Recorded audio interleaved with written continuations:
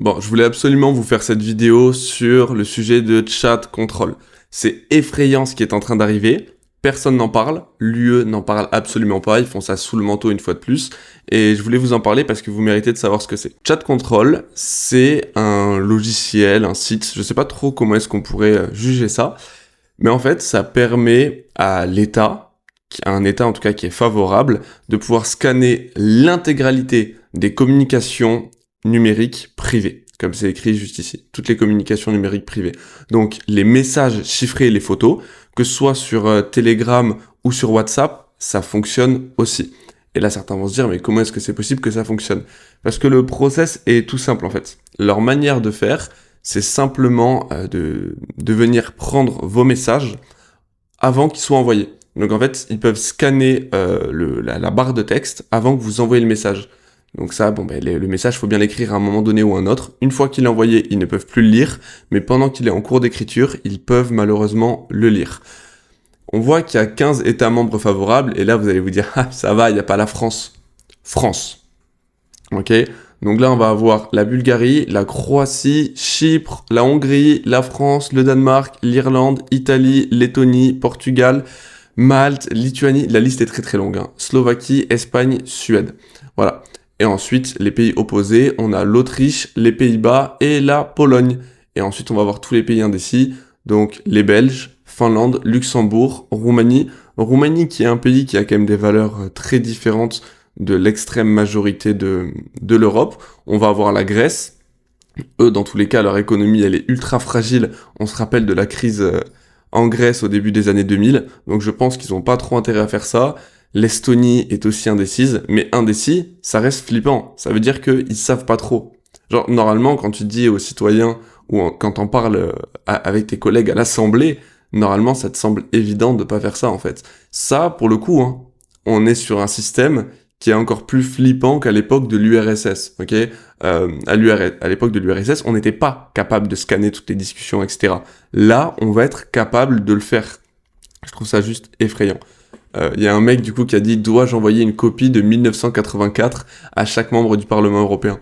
1984 de George Orwell, pour info, c'est une sorte de prédiction dans le temps, mais un petit peu dystopique. Enfin bon, je vous laisserai aller faire des recherches à ce sujet-là. Nous aimons la Pologne. Alors pour info, tout est en anglais, hein. Moi j'ai juste traduit de mon côté pour que ce soit plus simple pour vous de le lire. Quel cauchemar, merci de le partager, fier de mon pays. Ouais, mais bon, il y en a qui sont en meilleur état que nous, quoi. Parce que là, nous, en France, c'est effrayant.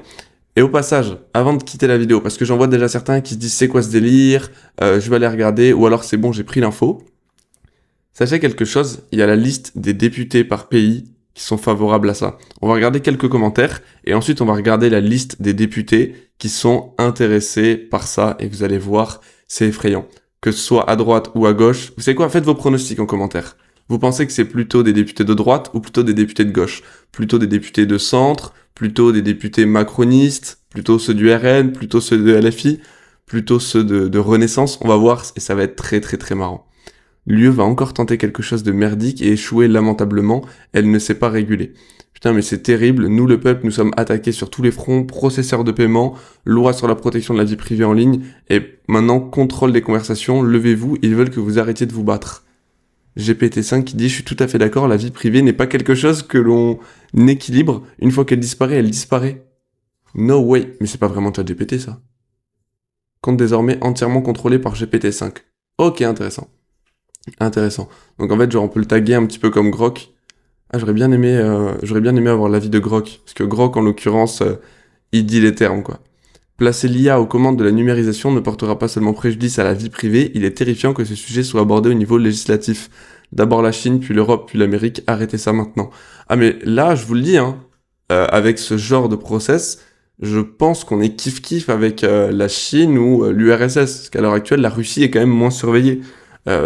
J'allais parler de ce qui se passe en termes de surveillance en Ukraine, mais j'ai pas forcément envie que la vidéo saute, donc je vous laisserai aller faire vos propres recherches, mais disons qu'il vaut mieux pas trop donner son avis. Et j'ai l'impression qu'en Europe, c'est ce qu'ils sont en train d'essayer de faire. Ils veulent un contrôle du chat, mais pas un contrôle des frontières. Ah, j'aurais pas dit mieux. C'est littéralement 1984, mais pire, ils veulent scanner tout ce que nous faisons. Vous savez quoi, regarde. En 1984, le monde est divisé en 3 régions en guerre, l'Océanie, l'Eurasie et l'Est-Asie. L'Océania regroupe les pays anglo-saxons et soumise à la dictature du parti de Longsok, qui surveille la population jusque dans leur habitat par le biais de téléécrans. Winston Smith vit à Londres dans la capitale. La population est incitée à dénoncer tous les comportements dérivants et à glorifier son leader suprême, Big Brother. L'administration est simplifiée en 4 ministères et 3 slogans. Guerre et paix, quelque chose qu'on peut d'ailleurs retrouver dans la religion, si je ne m'abuse, ou en tout cas il y a une phrase qui y ressemble, vous me direz en commentaire. Liberté et servitude, des charmants contradictoires.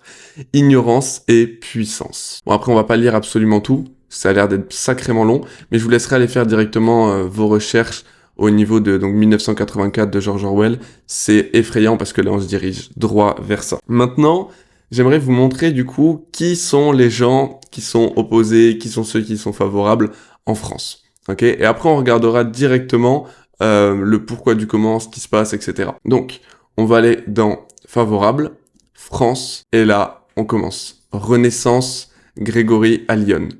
On va avoir du Rassemblement National. Et oui, pour ceux qui pensaient que le Rassemblement National allait sauver la France, c'est raté. On a même Jordan Bardella qui est pour cette mesure. Voilà. On a aussi Manon Aubry, la France Insoumise. Donc LFI est pour, le RN est pour, Renaissance est pour, Identité de Liberté, si je dis pas de bêtises, c'est le parti de Marion Maréchal. On va regarder tout de suite. Voilà, fondateur Marion Maréchal, c'est bien ça. Rassemblement National, Les Républicains, Horizon. Horizon, Édouard Philippe. Oh là là, lui c'est un champion du monde, lui. On va continuer de regarder. Ok, bon, encore du Rassemblement National. Qu'est-ce qu'elle est moche. Ah, je suis désolé, hein, mais qu'est-ce qu'elle est laide. Puis bon, les idées sont laides aussi, hein. Je parle pas nécessairement des idées politiques, mais des idées du fait de vouloir avoir chat control. Mélissa Camara, les écologistes. Mais en plus, c'est archi écologiste d'utiliser un logiciel qui scanne les discussions de tout le monde. C'est vrai que ça va pas du tout dépenser d'énergie. Encore du Renaissance. Damien Carène, la France Insoumise. Oh là là. Lui... Oh ah là... Ah, c'est génial. Ah, c'est génial. Le mec, c'est le nain de Game of Thrones. Ah là là, regardez-moi ça. C'est la même personne. Entre lui et lui. Il n'y a aucune différence. C'est la même personne. Je sais pas si vous vous rendez compte, en France, le nombre de représentants, 81. On est à pratiquement 20%, 2 députés sur 10, 1 député sur 5, qui est pour chat control. Mais, on n'est pas encore au pire de ce qu'on aurait pu voir jusqu'à maintenant.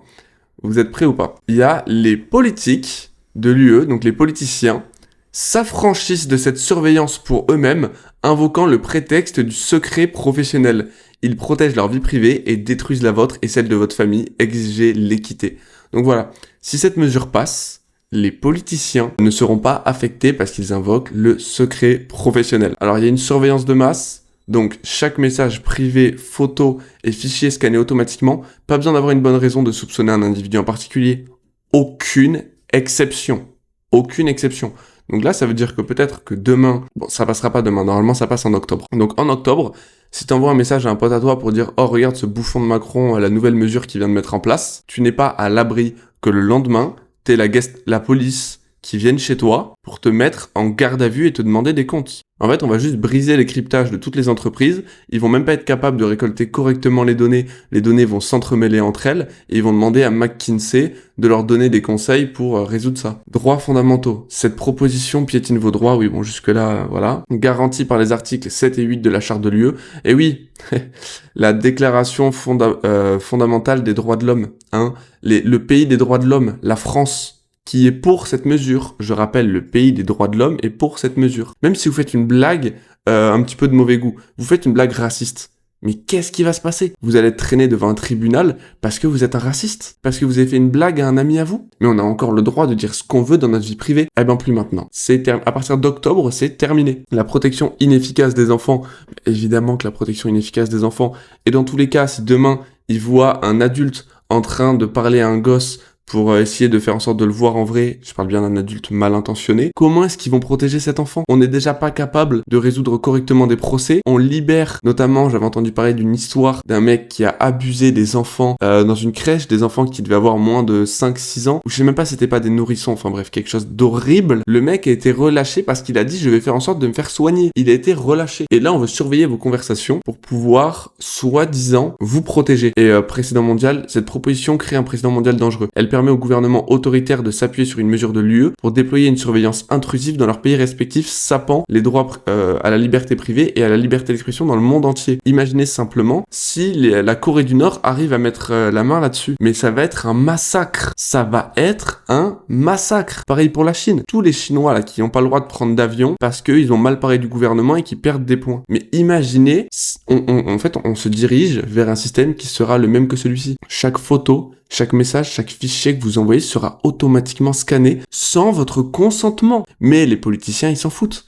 Parce que eux, c'est pas scanné. Ils s'en foutent. Ils en ont rien à faire. C'est assez effrayant quand on voit le nombre de députés qui sont pour. Là, je vais vous mettre directement le lien de ce site juste en dessous. Et normalement, on peut agir en contactant les représentants. Pour info, pour l'exemple Jordan Bardella, si on clique dessus, on a des numéros de téléphone dans son bureau à Bruxelles, le numéro de téléphone de son bureau à Strasbourg, on a son mail direct et on a l'adresse de ses bureaux. On a le Instagram, le Facebook et Twitter. Et pareil pour absolument tout ça. On a les numéros de téléphone. Donc je vais directement vous mettre le site dans la description parce que c'est juste une honte en fait. C'est juste effrayant ce qui est en train de se passer. C'était Lucas Digital. Pensez à vous abonner parce que clairement je vais vous bombarder les vidéos là-dessus. Là le but c'est d'éviter qu'on se fasse tous défoncer en fait par un état qui nous prive toutes nos libertés et également de vous enseigner au fur et à mesure comment avoir plus de liberté. Typiquement moi j'alterne entre l'Europe, les États-Unis et l'Asie et j'ai jamais été autant libre depuis que ma carte bleue est pleine. Donc je vous invite vraiment à vous abonner et dans les prochains jours, prochaines semaines, je vais vous balancer des folies, vous êtes vraiment pas prêts. Prenez soin de vous tout le monde, ciao ciao.